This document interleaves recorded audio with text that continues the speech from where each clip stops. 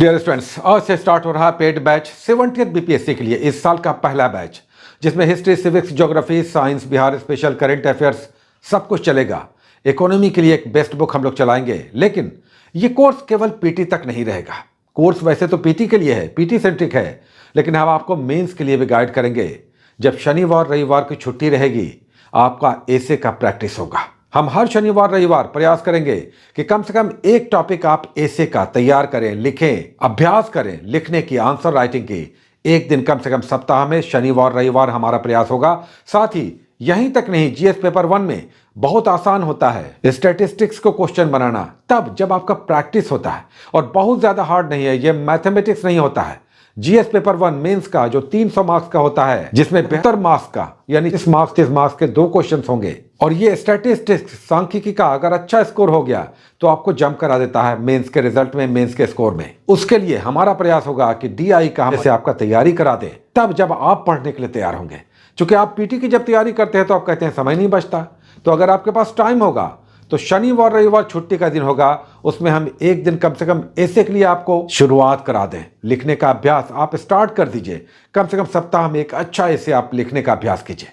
और साथ में जीएस पेपर 1 जो अगेन 300 मार्क्स का होगा, जिसमें स्टैटिस्टिक्स का, सांख्यिकी का बहुत बड़ा योगदान होगा आपके अच्छे स्कोर में।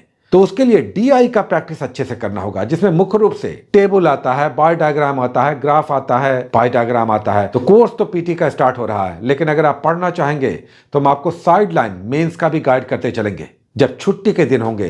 चूंकि शनिवार रविवार छुट्टी या रिवीजन डे होगा, लेकिन उस दिन हम आपको मेंस के लिए भी मेंटली प्रिपेयर्ड करेंगे। कम से कम आप समझिए कि ऐसे कैसे लिखा जाता है, आप समझिए कि डीआई के क्वेश्चन टफ नहीं है। हम बहुत सारे स्टूडेंट्स को सुन चुके हैं कि जीएस पेपर 1 में स्टैटिस्टिक्स छूते भी नहीं है, छोड़ देते हैं, क्योंकि मैथमेटिक्स में हम 0 हैं।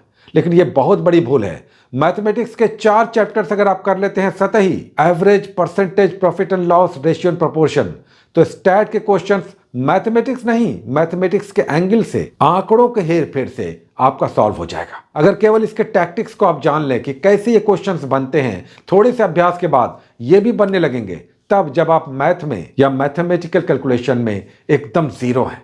लेकिन अभ्यास से, चूंकि ये मैथमेटिक्स नहीं है, तो डरने की बात ही नहीं है।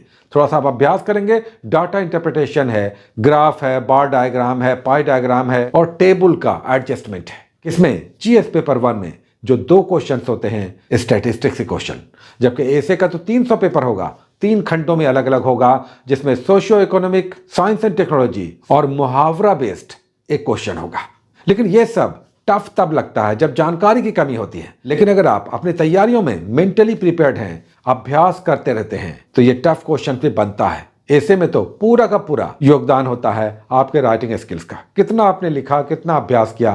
तो सबसे पहले तो समझिए कि ऐसे कैसे लिखा जाता है, ऐसे में क्या होता है, कैसे स्टार्ट लेते हैं, कैसे बॉडी बनाते हैं, कैसे स्ट्रक्चर तैयार करते हैं, क्या निष्कर्ष देते हैं, और पूरे ऐसे को कैसे स्कोरिंग बनाते हैं। तो ये सब समझते हुए इस 4 महीने के कोर्स में, 3 महीना नहीं 4 महीने चलेगा, तो कम से कम महीने के 4 संडे और सैटरडे को आप इसका लाभ उठा सकते हैं। तब जब आप मेंटली प्रिपेयर्ड हो, कुछ मेहनत करने को तैयार हो, हम तो आपके साथ रहेंगे ही, लेकिन आपको भी चलना होगा।